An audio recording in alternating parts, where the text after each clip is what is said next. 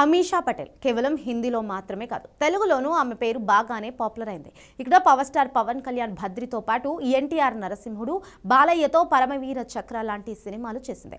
బాలీవుడ్లో కహో నా ప్యార్ హై, గదర్ వంటి బ్లాక్ బస్టర్ చిత్రాలతో బాలీవుడ్లో తనకంటూ ప్రత్యేక స్థానాన్ని ఏర్పరచుకున్న అమీషా పటేల్ సుదీర్ఘ విరామం తరువాత మళ్లీ వెండితెరపై మెరుస్తున్న విషయం తెలిసిందే. అయితే ఆమె కెరియర్ మళ్లీ ఊపందుకుంటున్న తరుణంలో 2017 నాటికి ఒక పాత వివాదం ఆమెను చిక్కుల్లోకి నెట్టింది. దాదాపు 7 ఏళ్ల క్రితం జరిగిన ఒక ఈవెంట్ ఒప్పందానికి సంబంధించిన గొడవ ఇప్పుడు మళ్లీ తెరపైకి రావడమే కాకుండా మొరాదాబాద్ కోర్టు ఆమెపై నాన్ బెయిలబుల్ వారెంటీ జారీ చేయడం బాలీవుడ్ వర్గాల్లో అలాగే ఆమె అభిమానుల్లో చర్చనీయాంశంగా మారింది.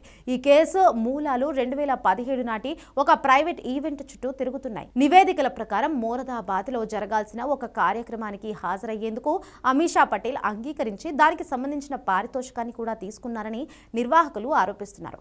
డబ్బు తీసుకున్నప్పటికీ ఆమె ఈవెంట్ కు హాజరు కాలేదని, ఆ తర్వాత సెటిల్మెంట్ భాగంగా ఆమె ఇచ్చిన చెక్ కూడా బౌన్స్ అయ్యిందని ఫిర్యాదులో పేర్కొన్నారు. ఈ చెక్ బౌన్స్ ఇష్యూ అండ్ ఒప్పందం ఉల్లంఘనలే ఇప్పుడు ఆమెకు ప్రధాన సమస్యగా మారింది. సాధారణంగా చెక్ బౌన్స్ కేసులు సివిల్ వివాదాలుగా మొదలైనప్పటికీ కోర్టు ధిక్కరణ జరిగితే అవి తీవ్ర రూపం దాలుస్తాయి. అమీషా పటేల్ విషయంలో కూడా ఇదే జరిగినట్లుగా తెలుస్తుంది. కోర్టు విచారణకు ఆమె పలుమార్లు గైర్హాజరు కావడం వల్లే మొరాదాబాద్ కోర్టు సీరియస్ అయ్యి నాన్ బెయిలబుల్ వారెంట్ జారీ చేసినట్లుగా తెలుస్తుంది. ఈ వివాదంలో ఉన్న మొత్తంపై భిన్నమైన కథనాలు ఉన్నాయి.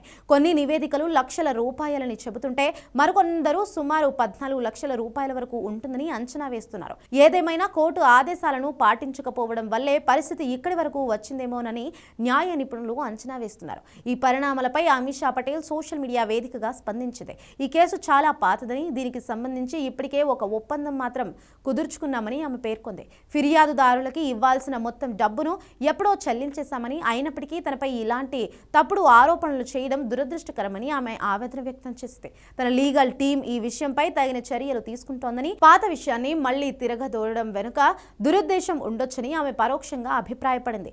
సెలబ్రిటీల జీవితాల్లో ఇలాంటి న్యాయపరమైన వివాదాలు కొత్తేమీ కానప్పటికీ పాత కేసులు మళ్లీ తెరపైకి రావడం తరచుగా వాళ్ల ఇమేజ్ పై ప్రభావం చూపుతుంది. ప్రస్తుతం ఈ కేసు న్యాయస్థానం పరిధిలో ఉంది కాబట్టి తదుపరి విచారణలో ఏం జరుగుతుందనేది ఆసక్తికరంగా మారింది. అమీషా చెబుతున్నట్లు నిజంగానే సెటిల్మెంట్ జరిగిందా, లేదంటే ఫిర్యాదుదారులు ఆరోపణల్లో నిజముందా అనేది కోర్టు తీర్పు ద్వారానే స్పష్టమవుతుంది. అప్పటి వరకు ఇది కేవలం ఆరోపణల పరంగానే మిగిలిపోతోంది.